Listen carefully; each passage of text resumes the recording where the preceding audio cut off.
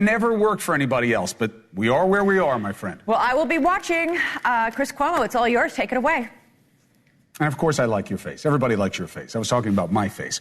Chris Cuomo here. Welcome to NewsNation. See the game, my friends.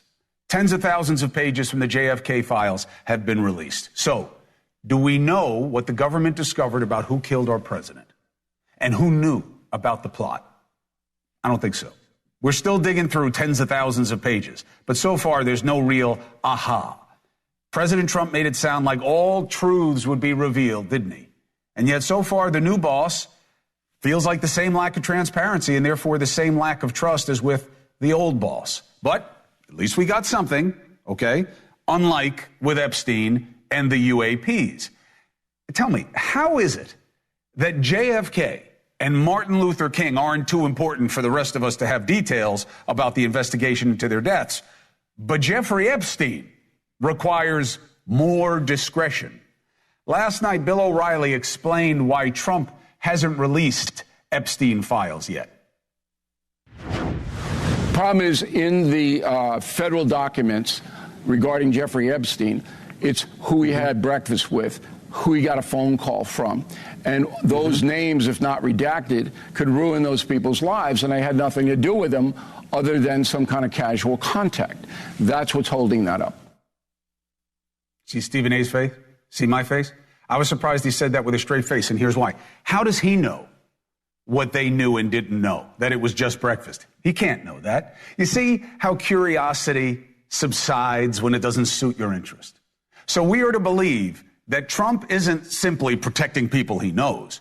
We're to believe instead that he and his cronies are simply concerned about smearing reputations.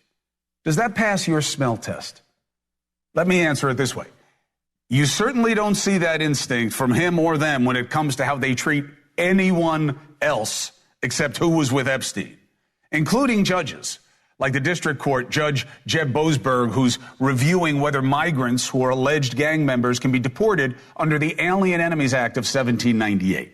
So, while Trump and co. don't want to cast any shade on people who were with Epstein, who may or may not have known about his appetite for underage and often intimidated females, but the judge and his family, they're fair game. Trump called the judge a lunatic. Then came the chorus. Obama judge James Boasberg tried putting the kibosh on Trump's deportation flights over the weekend, and it turns out his family might be compromised. Boasberg's daughter works for migrants. She gives them legal advice and protects them from getting deported. Oh, and happened to call the Lake and Riley Act a terrible law. Oh, and his wife founded an abortion clinic and hosted Doug Emhoff to speak at her event. Is that a conflict of interest? Someone should look into that. That they should look into. I think he said she gives illegal advice. Probably just misspoke. And, you know, the judge was also appointed to the bench before Obama by President George W. Bush. But look, let's not let the facts get in the way of a good story. I include Fox as part of the administration because they are simply not a fair broker. And I'll prove it for you on this specific point. So they're fine smearing this judge solely on the basis of what they suspect about his family and their affiliations. Why? Because it's good for Trump. You notice the handsome man had diddly to say about the law or the issues involved. You know why? Because he can't. So instead, he attacks the man and his family. But when it is not good for Trump to attack the judge and their family, then the Fox fam condemns the exact same scrutiny, like with Justice Alito's wife, who has some fringy righty tendencies, right? Like flying those controversial flags upside down at the House and claiming the 2020 election was rigged and giving a lot of money to try to turn it back. An issue that Alito had to rule on about January 6th riots. But then anybody who mentioned that or mentioned the judge or any of that, that was verboten. The New York Times reported Justice Alito had an upside-down American flag flying outside of his house 3 years ago. Washington Post had the story in their files for 3 years. Why are we hearing about it now? Because the left's using it to try to get Alito to recuse himself from Trump's Jan 6 case. Alito said he had no idea about the flag until somebody told him about it. He asked his wife to take it down, and she said no. Overruled. Recusal from the Trump cases is the goal. Secondarily, to delegitimize the court so the Trump opinions are discredited. I mean, the hypocrisy, the unmitigated gall. Of course, what they're doing right now to this federal judge is exactly what they called out with Alito. See the game, my friends. These people are not about any principle except advantage. And when you stand for nothing, you are capable of anything. And I will tell you why they target the judge. Because the case is weak. No, that doesn't mean it's weak to want to get rid of Venezuelan gang members, but it's how you do it. Do you know that we are at war with Venezuela? Did you know that there is an active military conflict with that country and that some of their army is in America? Because that's what the law requires. You see, the more you look at the case, the more obvious it is that it has to have judicial scrutiny. This is a no-brainer. Forget about the fact that the laws from the 1700s designed for dealing with invading forces during a declared war. There's no question that this was going to happen. And I know this from my own sources within Trump's administration. They knew this was a stretch. They knew it was going to be tested, and that's okay. Test the system. Maybe you get away with it. Try it out. They are desperate to find more ways to deport. More people faster. But the underlying assumption here is now also in a little bit of trouble. That's why I asked Tom Homan to come on tonight.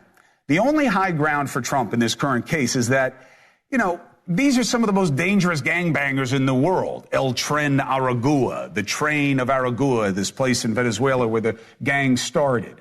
And I mean, who really wants to be extra careful when you're dealing with the worst guys imaginable, right? That's the high ground. But turns out once again, the promise to only grab the bad hombres turns out to be exaggerated. Last week, we found out 1 in 4 migrants arrested by ICE under Trump have no criminal records other than the illegal entrance, which is a crime. It seems the same may be true with the alleged gangbangers. I say it seems. Why? Because they won't give us the manifests, and they won't give me what proves to them that these are gangbangers. And why am I asking? Because in a new court filing, an ICE official admitted that not all of the migrants deported under the Alien Enemies Act over the weekend had criminal records, but that they used investigative techniques like victim statements and computer checks to confirm they were part of the recently designated foreign terrorist gang. How reliable is that? I mean, it's a pretty low level of proof, and relatives of some of the deported migrants say it's not reliable at all because their family members were taken and are not members of the gang. They're just being targeted because of their tattoos that resemble the gang ink. So look, for me, it's not about whether or not Trump can deport migrants. Of course he can, especially if they're here illegally. Of course he can, especially if they're drug-pushing, homicidal gangbangers. Of course he can. But how he does it matters. It's what separates America from a banana republic. And it can be done at scale and with due process. How do we know? Obama, he deported over 3 million migrants as president. And he didn't have to use the Alien Enemies Act because he didn't want to deal with getting it shut down. So what's the rush? Now, I'm telling you what it is. They're hyper ambitious. They want to get out 15 million people. Okay? The question for me is, and I'll have Tom Homan answer it, is part of the answer also that they don't care who they're reporting, whether they just entered illegally or they really are bad hombres. So I asked back border czar Tom Homan. And when he was asked about this, he said, I don't care what the judges think. I don't believe that. So let's bring him in. It's good to have you, Tom. Hey, thanks for having me. You are a lawman's lawman. I know you respect judges and what they do. And we both know the Alien Enemies Act is a stretch, but I get the pressure you're under to find ways to get bad guys out of here faster. Am I right? Look, let's get back to the statement that I don't care what the judges think. I said that. But it's not about the Alien Enemies Act. What I meant by that, we're going to keep arresting criminal aliens, we'll keep arresting Venezuelans, and we'll deport them either through Title 8 or another way. I'll wait till the DOJ and the courts fight this out as far as the Alien Enemies Act about moving, how far forward we go. But what my comment was, They're not going to stop deportation flights. You're not going to stop the arrest of gang members. You're not going to stop the arrest of TDA. We can hold TDAs up to 6 months before we remove them. Mm-hmm. So my comment there was we're going to keep doing what we're doing. We'll let DOJ and the courts fight this out, and we'll see where we go from there. But my comment was we're not going to stop what we're doing. We're going to keep targeting the worst of the worst. What I'm saying is this. Tom Homan respects the law and respects judges. True or false? Of course. Oh, absolutely. I've been in law enforcement since 1983, for God's sakes, yes. I know. That's why I'm saying it. That's why I was cleaning up what the context is of that quote. You're welcome. Now, in terms of what and who was on those flights, why won't you guys turn over the manifest and prove that these are bad guys, that they are who you say they are, not who their family members are saying, that shouldn't have been swept up? They're not gangbangers. Well, look, we know this. We know that, first of all, we got to figure, Aliens and Enemies Act is clear that through proclamation, the President of the United States invoked his authorities under Aliens and Enemies Act and made this happen. He has the total right to do it. It was a law passed by Congress, signed by a president. It was something that was used. As far as the flight itself, I think there's 263 people on that flight, 2 MS-13 special cases, 21 MS-13 gang members, and 240 Tren Agua. Now, the information I had is every one of those Tren Agua, every one of those Venezuelans was a member of that gang. And that's who was on that flight. And President Trump has designated, with the help of the Department of Justice, the Department of Homeland Security, Department of State, has designated Tren Agua as a terrorist organization. So that plane was full of terrorists and MS-13 gang members who are also designated terrorists. That was a plane load of terrorists being deported from the United States through the AEA. I get it. Look, you're not here to argue the AEA. Let the lawyers take care of it. But that's not all the law qualifies, right? You have to have a declared war. There has to be an active conflict.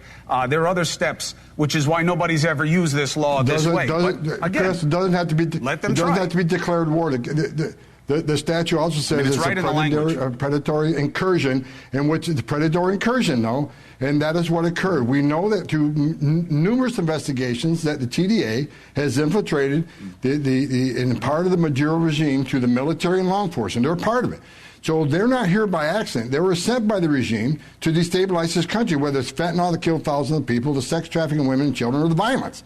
So this is the foothold we have on this group, and that's why they're designated terrorist organizations. And TDA is an enemy of this country because of what they've done within this country. I have no problem with any of that. Make the show of proof that's necessary. The judge will have to be presented with it. You'll win the case if what you're saying is true. But the idea that this was getting held up for judicial scrutiny surprises neither one of us. My concern is that it's not just the bad hombres, and that the family members are saying their people aren't in gangs, and because you rushed it, you're now caught having to prove that these people are who you said they were, instead of just using due process, showing the results, proving who they are, and then getting rid of them. Haste makes waste. Fair criticism or no? I don't think. I made a phone call just this morning. On my way to the White House this morning, I made a phone call to people that are over this operation. I asked them a simple question. Were mistakes made or not? Are we sure that every Venezuelan on that flight was a member of TDA? I was told, without any doubt, everyone has been verified as a member of TDA. Now, just because I have a criminal record, you and I both know, I've been in law enforcement. I started as a cop in 1983. A lot of gangers don't have a criminal record. I was a police officer. I worked gang enforcement in Phoenix, Arizona, and San Antonio. A lot of gang members don't have a criminal record, but through surveillance, through social media, through wiretaps, through various investigations, through informants, through witnesses of crimes, through victims of crime, you can identify someone as being a member of a gang. Just because they don't have a criminal history does not mean they're not a public safety threat. I agree with you 100%. I'm just saying that I think the speed is causing you guys problems. And when that report came out from ICE, I talked to you about it, that 1 in 4 don't have criminal records. They're just getting swept up when you're looking for people who are on that bad hombres list. I believe that it's a different mandate. I think getting the scary people off the street is one thing. Sweeping up people that are parts of communities. I'm not saying they didn't break the law by entering illegally. I know it's a law. I've heard you quote the statute 15 million times. But those are two different types of people, aren't they, Tom? Well, you and I talk about this, Chris. I mean, where do the most of those what we call collateral arrests and non-criminal targets? They happen in sanctuary cities because we're forcing in communities. And when we find the bad guy, and we usually do, we're not going to tell ICE officers, okay, he was with 3 other illegal aliens. Okay, they're not criminal threats, but they're here in the country illegally. They're not going to turn a blind eye. They're not going to walk away from these people. The last administration told ICE, you can't arrest somebody for being here illegally, right, unless they have a serious criminal conviction. You can't override federal statute. We're going to let ICE officers uphold the oath they took and enforce immigration law. There's nothing in the INA, the Immigration Nationality Act, say they got to commit yet another crime to be arrested for violation of immigration crimes, being here illegally.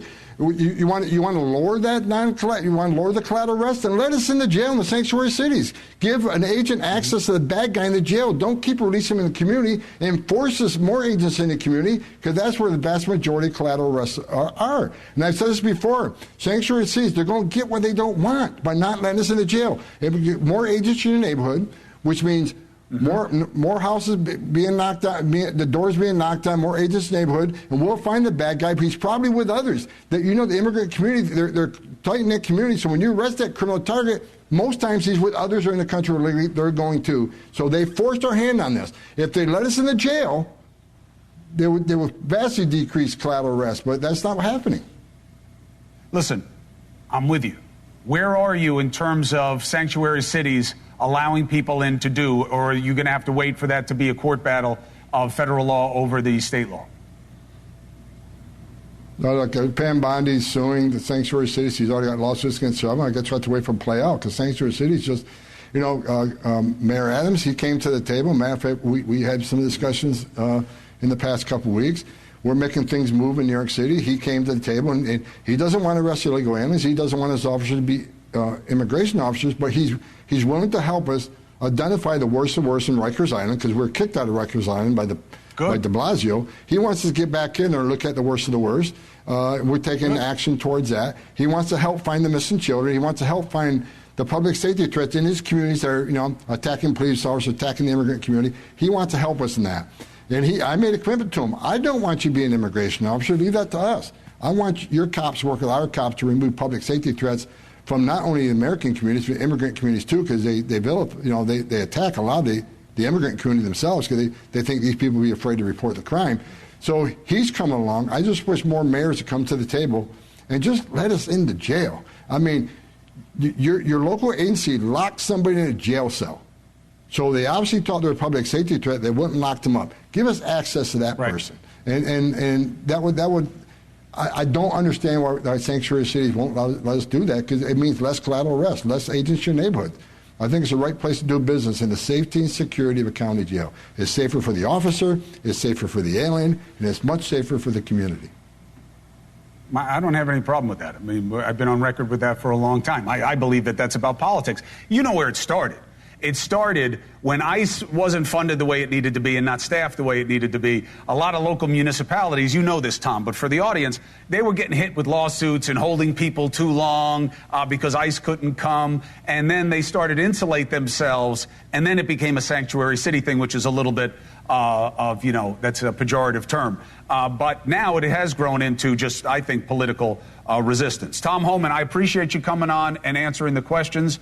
And look, the faster you go, there are going to be problems. I mean, these migrants' families are coming on and saying they're not members of the gang. That's why when you go fast, there are going to be questions. That's why I'm having you on. Well, I'll argue that, but your points on sanctuary cities well taken. I agree with you. It's a lot of pressure by the ACLU and others that made these, jurisdictions step back and say we don't want to be sued, we want to be part of a court action. But now they're a part of the court action through Pam Bondi. But I agree with you. The birth of sanctuary city was a bad thing, and it's leading to all these problems now. So agree with you 100%, Chris. Tom Homan, appreciate you coming on. You'll be invited early and often. All good luck to you in doing the work of the people. Appreciate you, sir. Thank you. Appreciate it, Tom. My IFB was like blowing up in my ear. 4 minutes and 35 seconds. This is the IFB. It was like just a blast of sound came through. Good thing there's nothing between my ears, so it just ricocheted around and left. President Trump said he had a great call with Putin. The Russian president is striking Ukraine right now. It's been going on all day. Does that sound like a man who wants peace? Trump said he had a very good call with Zelensky. We do not hear that Ukraine is bombing inside Russia right now. So, where are we? One of the best minds in the business who I look to help me understand what matters, this guy, Ian Bremer, next.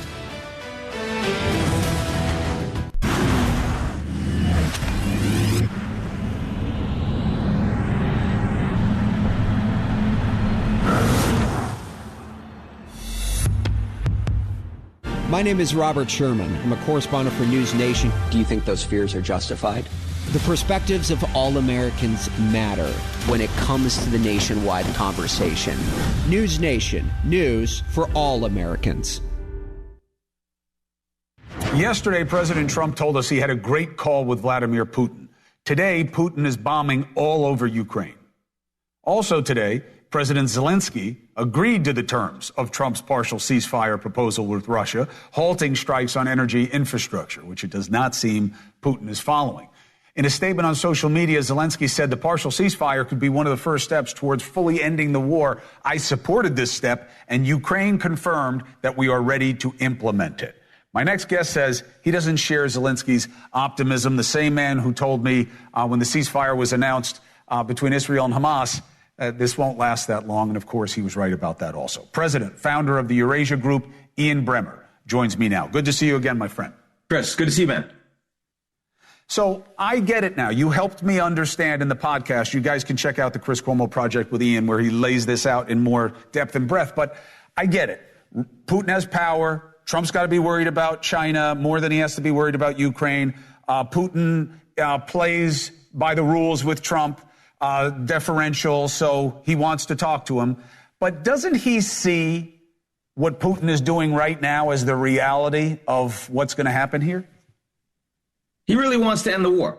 So, I mean, you mentioned the Israel-Gaza ceasefire, which lasted as long as it was convenient for the Israelis, and now it's over.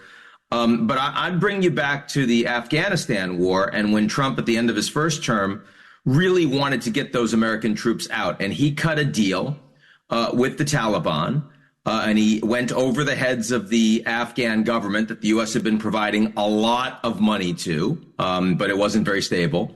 And he didn't engage with the Europeans or the other countries that had sent troops to fight shoulder to shoulder with the Americans. He did it himself. And that's, the stakes are, of course, much, much higher when we're talking about Russia, Ukraine, especially for our allies in Europe.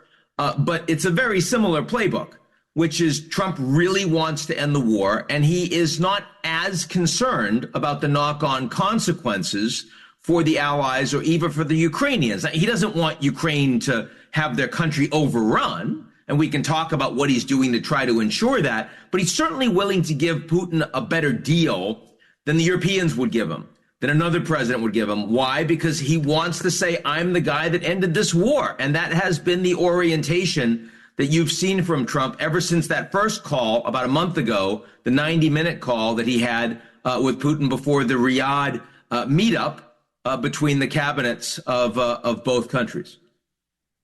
So all right, you put your finger right on it.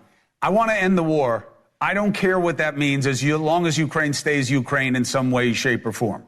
But other than that, I don't care because my constituency doesn't want us involved in anything abroad anyway, so I don't care about the knock-on consequences. What's the mistake with that? Oh, I mean, one is how much do you value having coordination with the Europeans, who have been some of the most steadfast allies of the United States in terms of values and standards and votes and institutions and all the rest. I mean, if you don't think it's that important because you think they're free riders and long term, you're happy to have the United States sort of dictate the rules and it doesn't matter if they have many friends on the global stage or not, then maybe there's not much wrong with that, right? I mean, there's no question that Biden could have pushed the Ukrainians into a ceasefire. I mean, he didn't. He wasn't willing to push the Ukrainians because for him, he was willing to spend the money. What was most important was being in lockstep every day with the Europeans, with the Canadians. So you could argue the war lasted a lot longer than it should have. And a lot more people were killed than they should have. And that's a real negative. But at the same time, the American relationship with the Europeans was stronger and stronger, even as the Europeans were starting to spend much more on defense, not as much as Trump would like, not as much as most American citizens would like, but NATO was heading in the right direction. Now, here you have a situation in the first several weeks of Trump where he immediately gets the Ukrainians to accept a 30-day ceasefire without any conditions by showing that he's willing to hit the Ukrainians really hard. And they don't have leverage. But he does that also undermining his relationship with the Europeans, who now aren't going to buy as many American weapons. They're going to spend a lot more on defense, but they're going to do it independently from the United States. So short term, that's a win for the United States. Long term, I would argue that undermining a collective security agreement in favor of a better relationship with a much weaker Russia that has a tiny economy that, exports a lot of oil that we certainly don't need in the United States, I wouldn't make that trade. But that's not Trump's calculation. Well, that's where we are. And I appreciate you laying it out so that people can understand what the give and take is. I mean, what we both agree on, you knowing a lot more, but even a guy like me understands, whatever deal he gets right now is not going to be permanent peace. And I think it's that's not right. something That's that pretty Putin clear. is going to respect a nanosecond longer than suits his druthers. But I think, as you said, I think Trump's okay with that. As long as he said, I made peace, I don't think he cares if they keep the peace. It'll be their problem. That's my guess. Ian, I appreciate you, man. You're so smart, and you're from the hood, which I respect. Ian Bremer, always a pleasure. 4 minutes and 30 seconds coming up. Town halls, I love them. You know why? Because it is the only time that the men and women who are elected by you have to answer to you, okay? But they're getting a little nasty. Democrats and Republicans seem a little surprised that their constituents are coming and giving them some skippity-paps in the town halls. I have two members of Congress, two different parties, what we do only here on NewsNation, left and right coming together to discuss what is reasonable. Interested in hearing that you are in the minority. We know that. We want you to show some of the backbone and strategic brilliance that Mitch McConnell would have in the minority. You want to bet that guy's a lefty? An angry voter, Maryland, yelling at Democratic member of Congress Glenn Ivey during his town hall last night for not standing up to President Trump and his policies. I just don't get what they think that's going to look like. Shutting down the government? Now, town halls have gotten feisty on both sides. Here's what happened at last night's Nebraska town hall for Republican member of Congress, Mike Flood. How can you be against a balanced budget? How can you be against a balanced budget? I support Elon Musk and the Department of Government Efficiency. What message are you sending to these Columbus High School students?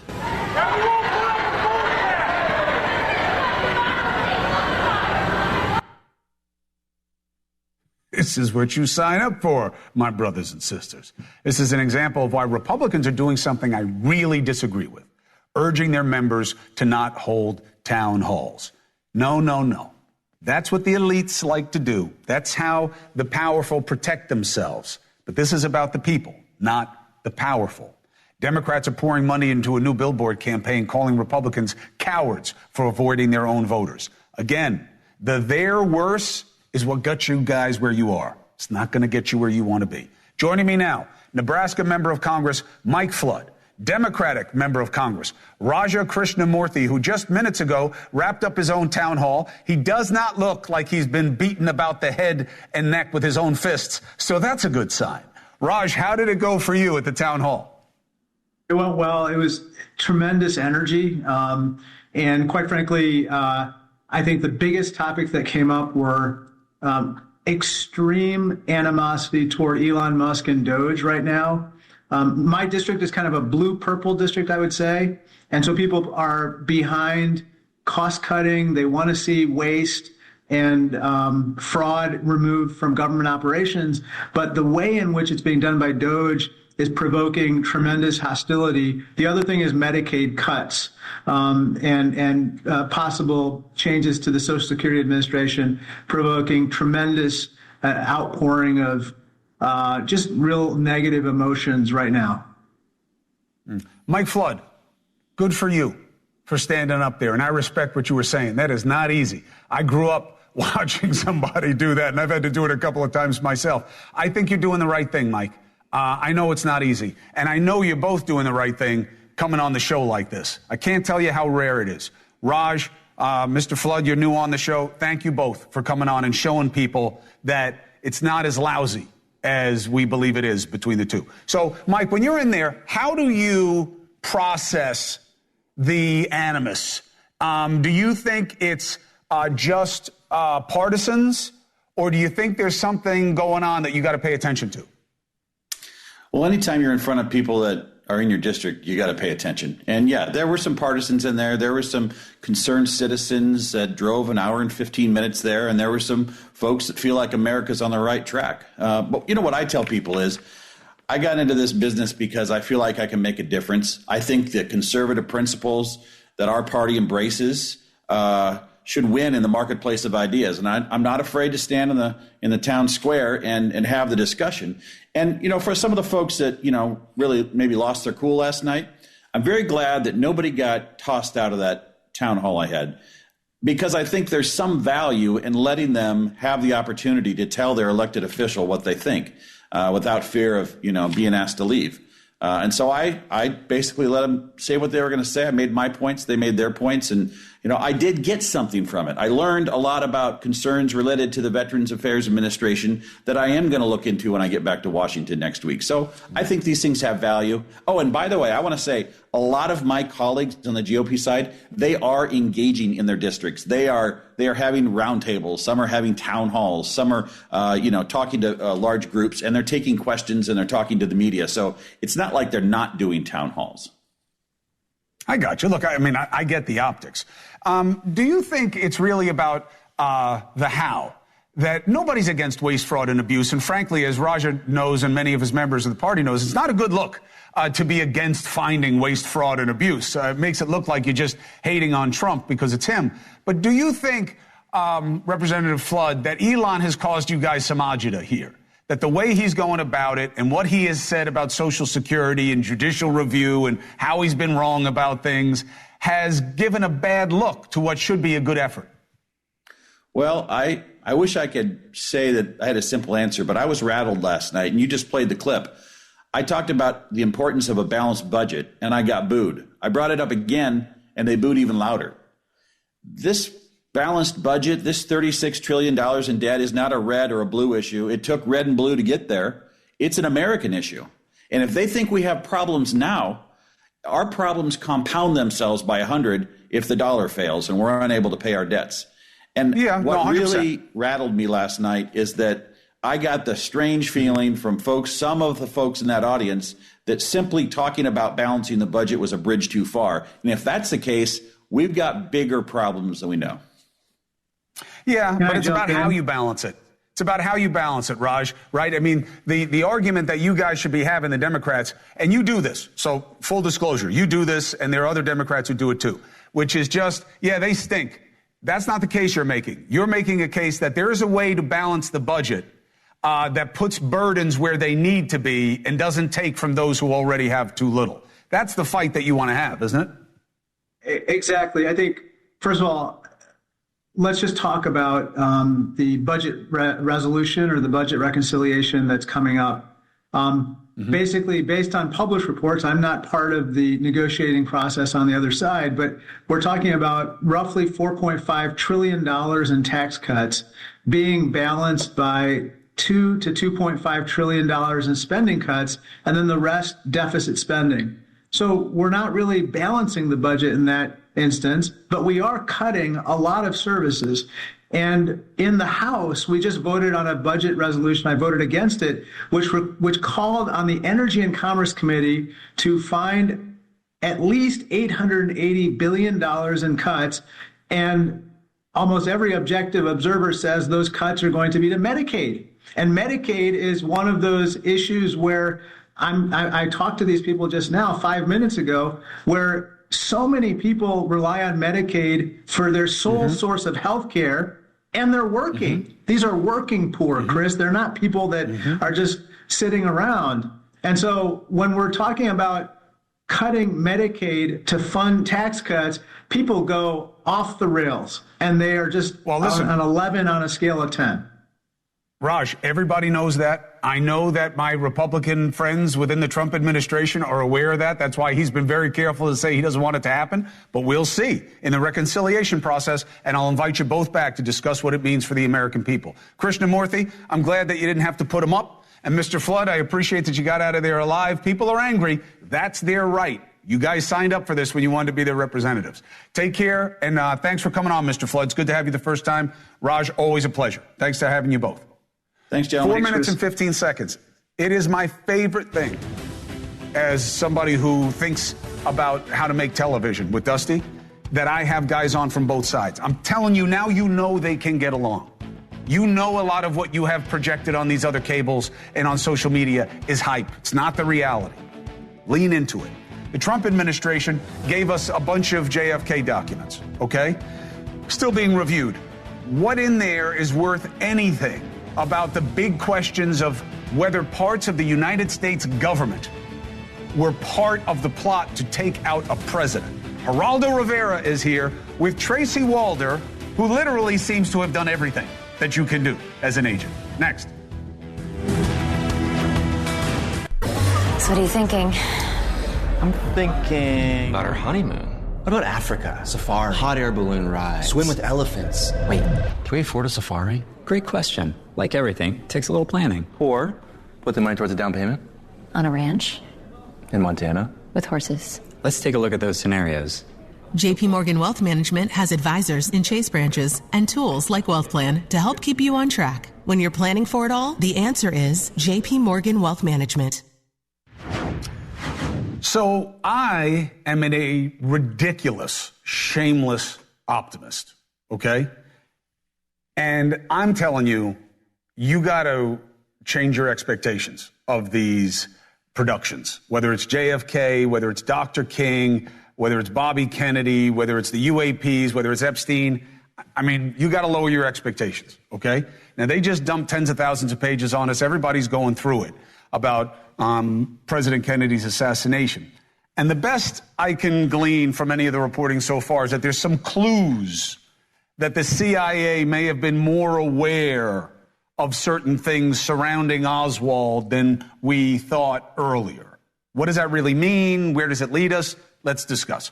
Former member of CIA, Tracy Walder, and Geraldo Rivera has been covering this since it happened. No, he has been covering it. Almost shocked his TV audience with the first live airing of the Zapruder film in 1975. Brother, thank you for being with me. Tracy, I want you, Geraldo, listen to what Tracy did.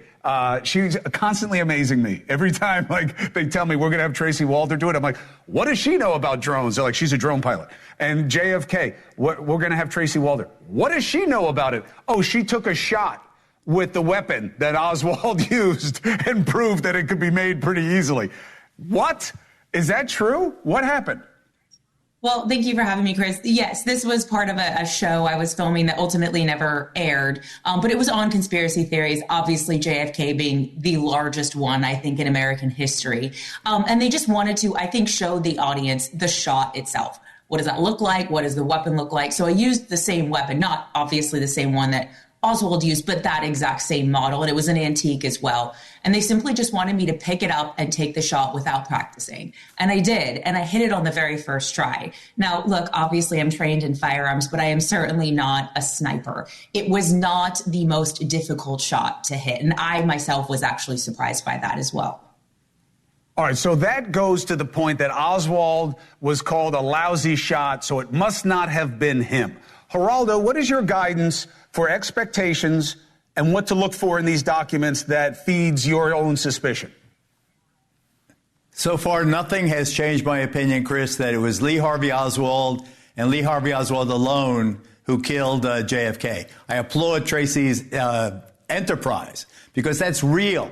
All the rest is such smoke and mirrors. It's trying to find something that happened that did not happen. Lee Harvey Oswald was a disgruntled former Marine who lived in the Soviet Union. He cooked up this scheme on his own. He previously tried to kill a general, a retired general. He was a crazy person. And the worst thing that happened was right here when Jack Ruby, this disgruntled restaurateur, kills Lee Harvey Oswald before he could be interrogated, before he could be tried. That's where all this mystery comes from. It comes from the fact that we are unsatisfied. We never got to talk to the man who did this, who took the 35th president, the young and gracious John Kennedy, from us prematurely. It'll never be satisfied. People will never be satisfied. 80,000 pages doesn't change anyone's mind. I think what you have is the desire to find more here, because how could this little creep kill that wonderful man? That's where the ultimate dissatisfaction comes from, Chris. But how did Jack Ruby get so close? And what about these suspicions that this was designed by the mob and that there may have been somebody else involved? You give none of that any credence. I do not.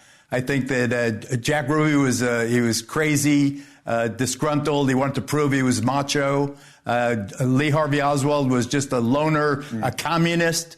Soviet sympathizer, married a Russian woman, and came back with a chip on his shoulder from Russia after he lived there. I looked at it, 26 volumes of the Warren Commission, and there's nothing other than what we know. I got you. Tracy, the suspicion that I think is well-founded is the agency was too quiet for too long about what it had heard and what it knew and didn't know to be true. Is that a fair criticism? I think that's absolutely a fair criticism. I think there was overclassification for far too long of some of this. And like Geraldo said, I wholeheartedly agree. I think a lot of this is because the information wasn't out there, and it was very, very hard to believe that this one person could do that. And I do believe a lot of these documents were way overclassified for far too long. And that John Kennedy Jr. letter accusing Biden of being a traitor is fake, okay? You guys keep sending it to me. Stop. It's fake. I know you want it to be true. I knew John Kennedy Jr. He'd heard of it himself. It was BS, okay? Leave it alone. Tracy Walder, thank you very much. Geraldo, I love you and appreciate you. It's good to see you. Same to you. Same to you. Thank you. All right. We'll be right back.